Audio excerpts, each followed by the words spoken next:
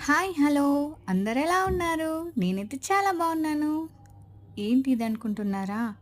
మా వారండి. మా వారు తన హ్యాండ్ పైన ఆ మహాశివునిది టాటూ ఏయించుకున్నారు. పచ్చబొట్టు. ఆయనకు చాలా, చాలా ఇష్టం శివయ్య అంటే.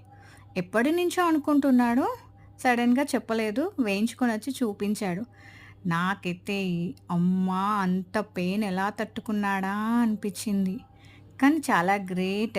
ఇష్టముంటే ఏదైనా సాధ్యమే అన్నట్టు, ఆ శివయ్యే చూసుకుంటాడన్నట్టు చాలా అంత పెయిన్‌ని గూడా తట్టుకున్నాడు.